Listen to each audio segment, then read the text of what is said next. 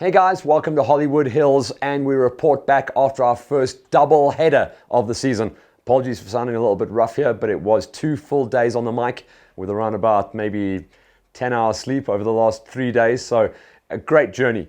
Day number 1 was Saturday. That was the GXCC round number 2 in Falkville. We've been out on the farm a couple of times, me and the LiveX production crew, making sure we were out there to get all of the key points on the track, and it was wild as well. We had massive entries on the line, very cool feedback for the juniors, quads, and the seniors, and this is just a teaser of what you guys can expect to see in just over a week's time. Enjoy. Episode 3 of the GXCC coverage takes us to round 2 of the Championship Series for 2020, where the tour headed to Falkville. Interesting racing, close championships now starting to build as we focus in on the junior and the quad racing categories. All this action only on DSTV Ignition Channel 189.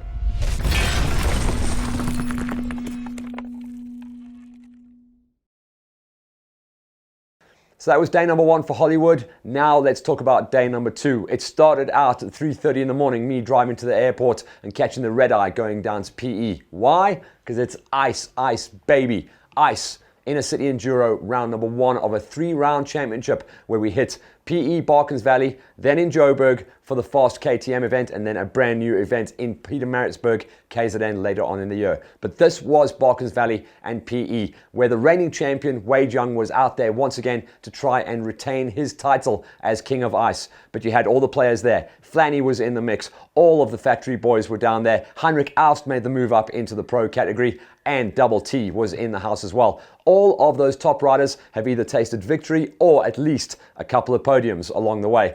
Everyone was trying to see what was going to break down, and this time around it was Double T, Travis Teasdale, that walked away with his first ever ICE championship.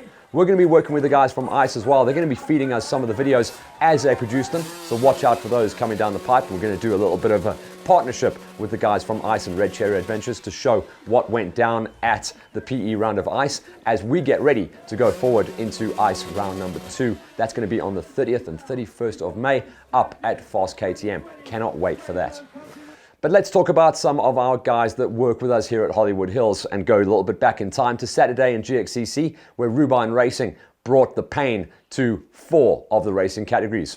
Little Bruno did a good job, always so strong out of the gate, but ended up walking away with a 3rd place. For Carla, she nailed down more points, making another podium, taking 3rd place off the ladies' gate. For Juan, an amazing ride so far in the OR2 Pro-Ams, going 2 for 2. That's 2 wins on the bounce, and he extends his championship points lead, heading to round number 3. And then for Kyle, in the stacked gate of the OR1 Pro-Ams, walking away with a number 14. So Ruben are in good shape for the rest of the season. Now, nice and loose heading into what would be the end of the first quarter of the 2020 season.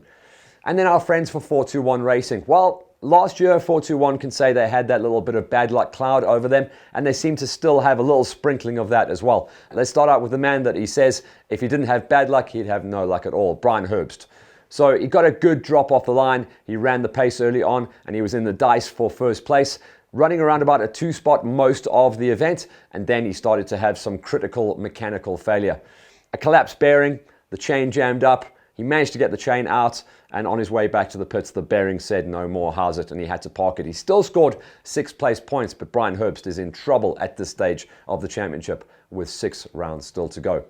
On the other side of the coin though, Marty Backfisher, who has historically been on the big Raptor 700, made the change just 1 week earlier, racing out at Lichtenberg for one of our other regional events, and fell in love with the 450. Lined up on the 450, didn't get the drop off the gate that she wanted, but did manage to get her first GXCC win of 2020, and that will put her in the championship lead as we head to round number 3. So good job for Marty. Same story for David Stratham. He didn't get the number 1 that he wanted on GXCC number 1, but he did get it on GXCC number 2. Whole shot and he was gone. No one saw David for dust the whole way through the day, and he is going to be tough to beat on the championship. Looks like him and Ati Simon are going to be flipping a coin to see who takes the Q2 championship. And then the main man himself, Gideon Jacobs, on the Q1 gate, didn't get the whole shot. He's really having problems with his whole shot in the 2020 tour and had to really fight back to go at it hammer and tongs with one of his old sparring partners, the Busman, Jacques Struvic. At the end of play, It was another mechanical this time around, the brakes letting go. He tried his best, almost had the win, eventually had to settle for second place to the Busman. That's Gideon Jacobs getting second place by 25 seconds. That's 2 second places, and he does, as he says in his own words, keep the championship alive. So that's a quick review as we now go into a full 2 weeks of editing to get out the shows to go up on Ignition and on YouTube. That's going to be GXCC number 2 from Falkville, banging out. The guys from LiveX are going to be bleeding just to get that edit exactly where we want it to be. It was a great racing weekend. I cannot wait to relax for the rest of this week until I go into studio on Thursday. But for now, hope you guys enjoyed the show, and I hope you guys didn't work as hard as I had to this weekend.